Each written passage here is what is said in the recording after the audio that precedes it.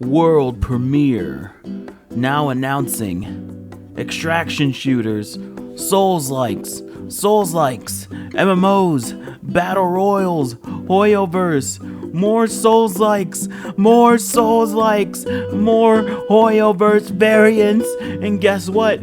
You guessed it, more Souls-likes!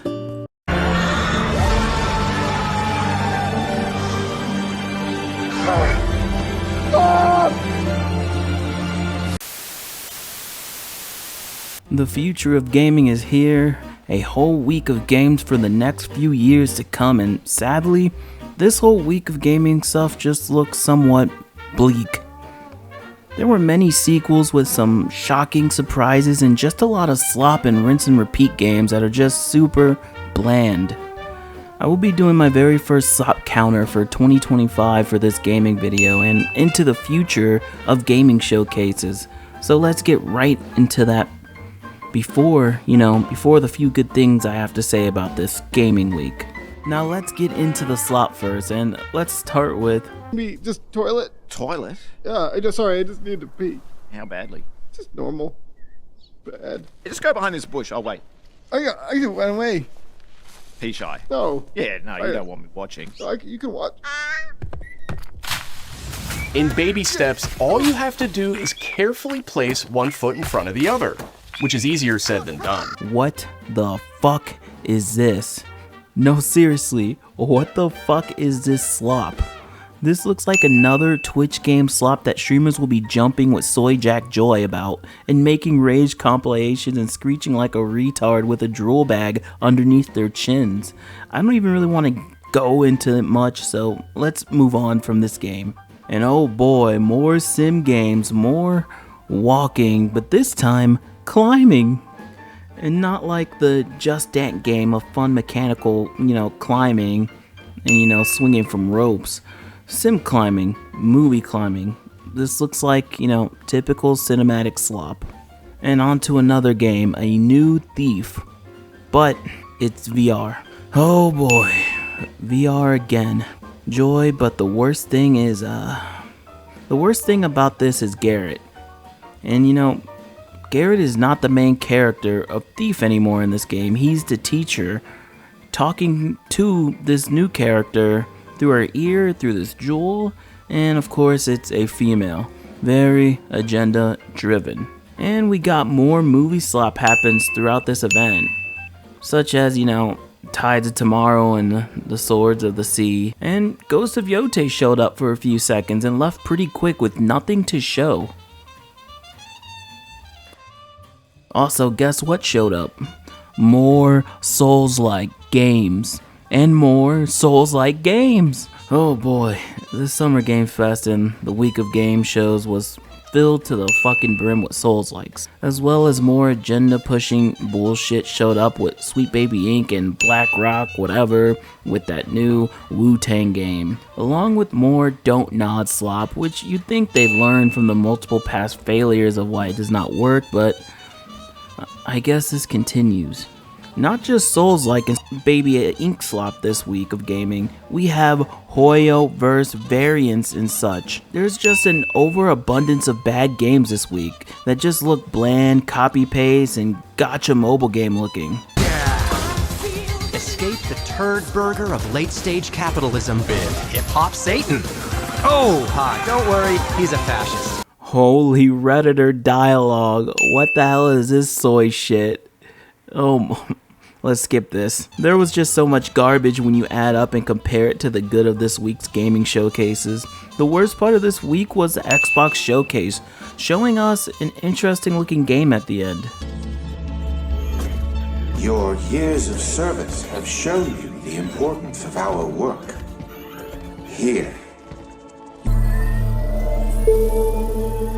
For too long, we have been bound. Here is a powerful thing. David Mason.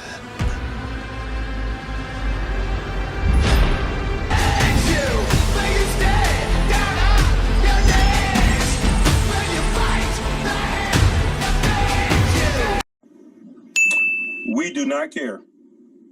Yes, that interesting game was fucking Black Ops 7. Black Ops 7, are you kidding me? Black Ops 7 is your last game to put as your finale?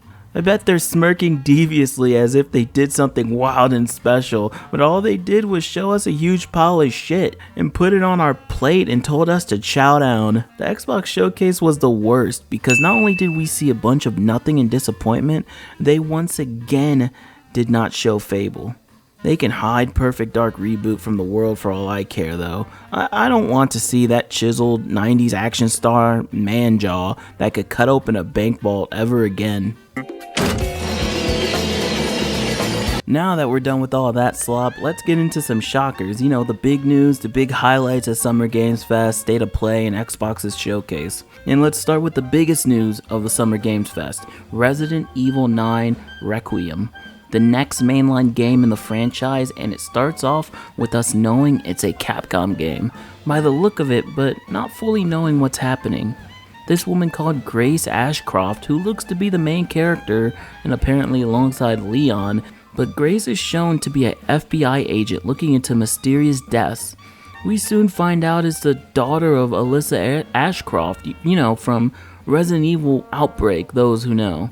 And you know, Alyssa escaped but died, and Grace is looking into Raccoon City, the place her mother escaped, but it also seems this is where the Renwood Hotel is located, as seen in the trailer, that Grace is tasked to look into the deaths happening in the hotel, which includes her mother Alyssa's death from 8 years ago. We never got the new older look of Leon, which is a bummer, but seeing Raccoon City again and even more destroyed is pretty awesome. But it does not really look like a place that got hit with a nuke, but it's interesting and I can't wait to get back to Raccoon City. More shocking news, there is a new Super Meat Boy and it's a 3D this time. Platformer lovers rejoice because this is a big shocker to me and the fans of this game. It has everything you love about Super Meat Boy, to the crazy death, the traps of multiple Meat Boys multiplying. This is looking to be a pretty fun game, but on to the next good news. No, I wouldn't call this good news, but it's Game Freak. Yes, the Pokemon makers are coming out with a Souls-like game, and I know this has to really hurt fans of Pokemon because Game Freak has the reputation of making copy-paste Pokemon games and a very lazy effort put into their 3D games, looking like, you know, 2 generations ago type AAA games, or even probably even worse. And now they're making a Souls-like that has modern-day graphics, gameplay that's above anything they've ever done. If you're a Pokemon fan, this has to really fucking hurt because no Pokemon game has this effort put into it. And even though this looks pretty insane for Game Freak, you know this will launch with more problems than positives. And speaking of Pokemon, there looks to be this Power World Pokemon game from Paw Print Studio called Anemo, which once again has some Pokemon-like designs, and it looks as though you can fight these Pokemon with weapons, as you know, the human and or your Pokemon. And not only that, these Pokemons have powers that can be used to open pathways, platform over water, and much more. Once again, another game for Nintendo to rub their little goy hands and try to sue someone for actually, you know, putting effort into their games, unlike Game Freak. Another big one is Persona 4 Remake, and it is happening, and it looks to be a legit remake. You know, get ready for what localizers are going to do to that. Another big announcement was Scott Pilgrim EX game made by the team that made Teenage Mutant Ninja Turtles Shredder's Revenge, and it looks like a cool little beat 'em up. As a huge fan of the Scott Pilgrim movie's previous beat 'em up game, you know, Scott Pilgrim vs. the World and the comics, this looks pretty awesome. This looks to be way bigger than his previous beat 'em up with more lore, even better gameplay, combos, 7 playable characters, a new story, and a big map to explore. This looks promising. Shredder's Revenge was fun, not the best, so I'm interested to see how much this improves from Shredder's Revenge. We get more footage of Onimusha Way of the Sword, and it looks to be a big evolution from its previous iterations, which is great. I was afraid Onimusha was going to go into the Souls-like department and just copy-paste, but I'm glad it looks to be, you know, Onimusha. Another big thing is Liza P. Overture announced. As I said before, I do not like Souls-like anymore. I just don't like them, but this one looks like this one's a rare good copy of that gameplay, putting along an actual story into the game instead of little notes to read in archives. It not only was announced, it was available to play on the same day. Big news for Souls fans. We also got a sequel to Atomic Heart, and it looks to be fixing what was flawed with its previous game, which was the open world that was pretty bare bones and useless when the main focus was its linear mission design. Mundfish devs of Atomic Heart not only releasing a part 2 to the game, the devs are releasing a game called The Cube, which is a MMORPG shooter set in the Atomic Heart world. Very interesting, because one of the positives of Mundfish is their creative designs, be it, world design, enemy design, character design. We also got a shocking showing by the developers behind the game Ill, and holy shit, it's real.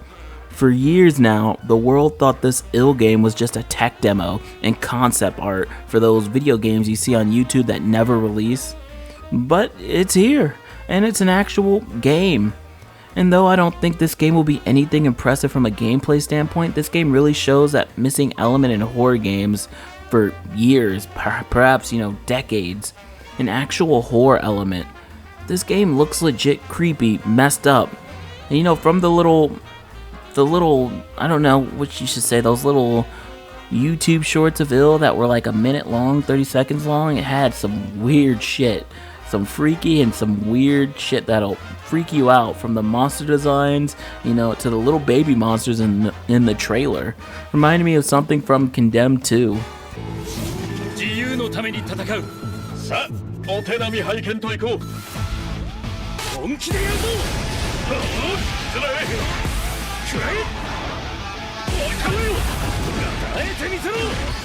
This was shocking. Marvel baby is what the old heads, including me, are saying.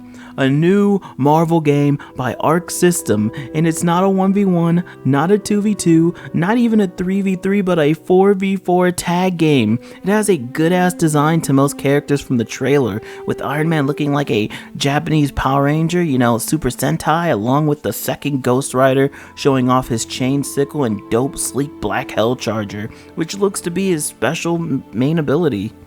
And then we have Doom. Yes, Doom. And he looks so damn good. I knew Arc System was working on something due to Guilty Gear Strive having that weird 3v3 mode, but I was hoping it was a Naruto game.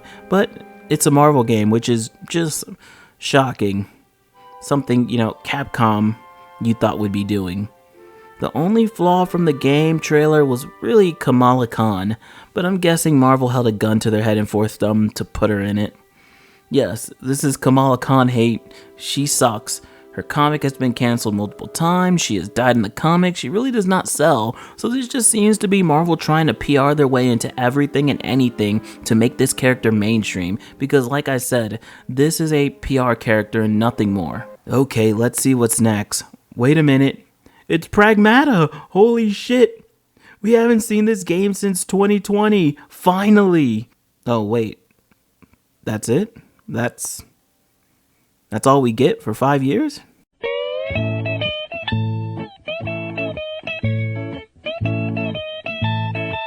Now I have to get this off my chest. I love 2000s games, and it was the golden era of video games, from creativity to variety and genre, and not just all that, it had the best gameplay of any era.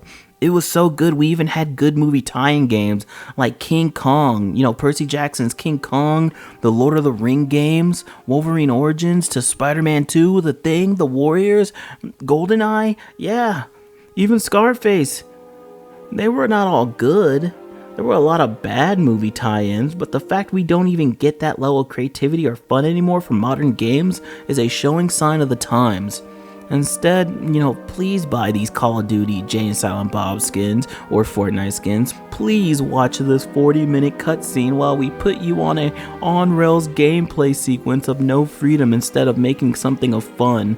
But Romeo is Dead is exactly what I'm looking for in an actual game, an actual creative game, a fun game. And this game is about a man called Romeo Stargazer, an FBI agent who is resurrected from death by a time-space paradox. He becomes a dead man, an agent who hunts down space-time fugitives across multiple universes.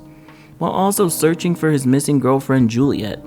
The game features a blend of shooting and swordplay, with Romeo using his abilities to shift between realities and battle enemies. It is described as an ultra-violent science fiction action game, and is being developed by Grasshopper Manufacture, aka great mind of Goichi Suda. Now, Silent Hill. Yeah, Silent Hill F was also shown, but to be honest, I'm not really into Silent Hill games. They're not my style. I was always more of an Outlast or action horror 2000s guy, like The Suffering, Manhunt, Second Sight. Some of these games are reviewed on my channel. Check it out if you want. Those games are more my style, more so. Just violently messed up, almost sick-like, or, above the norm of horror. Very psychological thriller in it, but also very messed up as well. This game does look good, though. It has this great monster design along with a great setting of a Japanese high school. From the trailer alone, it looks like it will be a return to gold, to good Silent Hill. But on to the next. Team Ninja is back with Souls-like Neo 3, you guessed it. I enjoyed Neo 1, but I lost interest in Souls-like once everyone started doing it. I was tapped out after Dark Souls 3. Though Neo is a unique Souls-like, I just have no interest in playing one ever again. Though the idea of style switching is interesting, but hopefully not too harmful on the difficulty. I always thought style switching was a cool mechanic, but also seen how it has ruined games like the Nintendo version of DMC3. Though the style switching allows for more variety, cool combos, it also weakens difficulty, because now there's no flaws to your combat. You do not have to be scared of one weapon's weaknesses because of weakness of being too slow or having a weak dash or combo, because when the enemy can challenge that flaw, you can just switch out into a different weapon that can handle that flaw. It makes for cons to be obsolete and gameplay design to be flawed. Now the enemy is just a practice dummy at this point, and there's no tension, no fear, no tactical thinking of how do I get out of this situation, or I need to think about my next move precisely because these enemies are quicker than me with this weapon. No more planning. It's almost like your brain shuts off and you can do whatever. That is my fear for the style switching coming to Neo 3 that ruined 3 on the Switch. But onto the second biggest news was the 007 game. This game has a weird art style, but I kinda like it. It's not going full on cinematic PlayStation Last of Us realism, but still somewhat looks like that.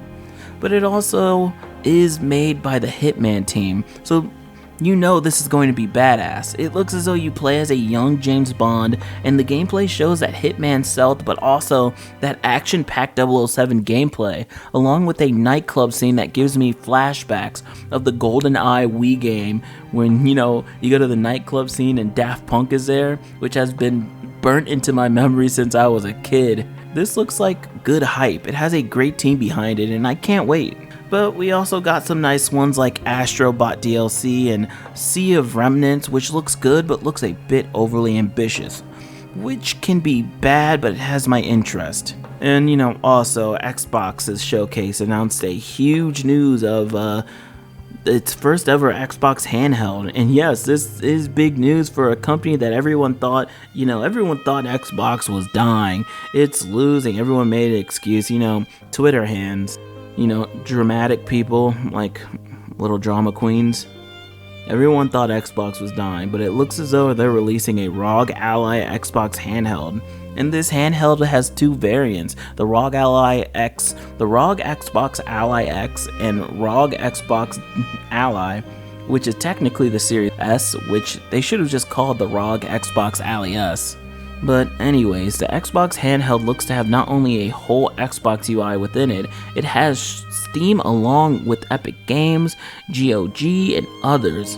This looks to be a powerhouse Steam Deck, but even better, and boy, the price on that is going to be at its lowest $800, at best $1,000. So, the final verdict, I'm giving this an IGN 6 out of 10. I was okay with some things, but mostly confused, unfulfilled, This is exactly why I think gaming's future is bleak. Most of this was just copy-paste anime Hoyoverse games, Souls-like Slop, and a bunch of Sweet Baby Inc., Black Rock Agenda studies, and it just feels like gaming is steadily becoming Hollywood movies and entertainment now. To the game's premise and art styles, how the cutscenes and voice acting is produced, to the Netflix-like overly emotional dramatic cutscenes, the game trailers being similar to Hollywood and showing less and less gameplay in them. But do not let that stop you from enjoying the good of this week's gaming that had games like Marvel Tag Fighter 007, Mouse PI, Clockwork Revolution, Super Meat Boy, End of Abyss, Mina the Hollower, Scott Pilgrim EX, and a few other titles. I'm not shocked at the results, but I'm feeling somewhat bleak about gaming and its future, and I don't have the false positivity to think about its future well at all. Games are turning into $80, they're taking less risk in development and less chances of creativity, along with companies like Nintendo trying to take everyone to court for the most minor ridiculous things. Seriously, watch out if your name is Mario or your store's name Mario or Luigi. Things are so bad, companies are now digging into the 2000s catalog to remake it. The creativity is so bare bones these days, and they take no risk, and sooner or later they will run out of top-loved games to remake and to be left completely screwed in the future. Instead of remakes, we need companies to be inspired, have influence from these classics, and even risky games that failed in the 2000s. Because without these things, we will continue to get... Thanks for listening. Now, get out.